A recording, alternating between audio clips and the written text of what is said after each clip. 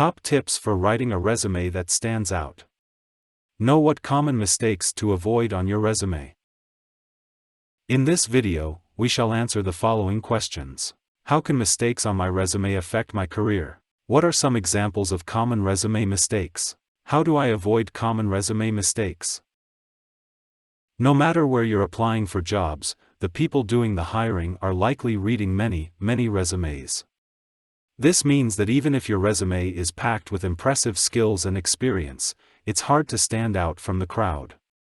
And having mistakes on your resume will make you stand out for the wrong reason.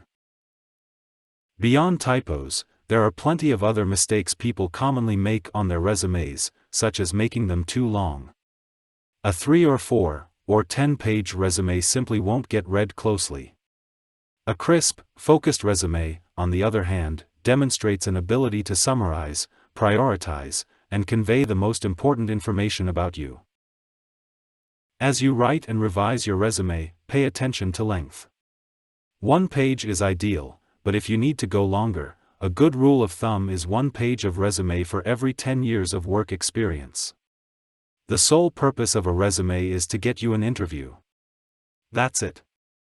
It's not to convince a hiring manager to say yes to you or to tell them your life story. So, save that stuff for your interview, and use your resume as the tool that gets you in the room. When it comes to formatting, unless you're applying for a design or art job, your focus should be on making your resume clean and legible. Use at least 10-point font, with at least half-inch margins. Print it with black ink on white paper, using consistent spacing between lines, consistent alignment for columns, and your name and contact information on every page. Since formatting can get garbled and moving across platforms, try to look at your resume in both Google Docs and Word, then attach it to an email and open it as a preview. Better yet, save it as a PDF. Many employers have a strict confidentiality policy.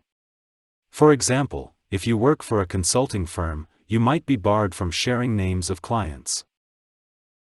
This conflict between your employer's needs, keep business secrets confidential, and your own needs, show how awesome I am so I can get a better job, can be difficult to navigate. Some candidates find ways to honor the letter of their confidentiality agreements but not the spirit, saying something like, worked on project for major software company based in, location that makes the company obvious. This is a mistake. Even if this candidate didn't mention the company specifically, any employer can figure out what they meant, and now they know not to hire this candidate unless they want their own trade secrets emailed to competitors. Here's where you can use something called the newspaper test. Basically, if you, or your boss, wouldn't want to see your company's trade secrets on the front page of a major newspaper with your name attached, don't put it on your resume. Speaking of things to not put on your resume, lying on your resume is never, ever worth it. Everyone, up to and including CEOs, gets fired for this. People lie about their degrees, their GPAs, and where they went to school.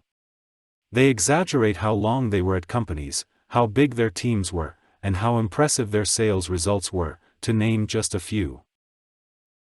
There are 3 big problems with lying. First, the person reading your resume can easily see you've lied, either through a simple reference check, internet search, or discussion with people who worked at your previous employers. Second, lies follow you forever. So even if a small fib gets you hired today, you could be exposed as a fraud in 15 years, which isn't great.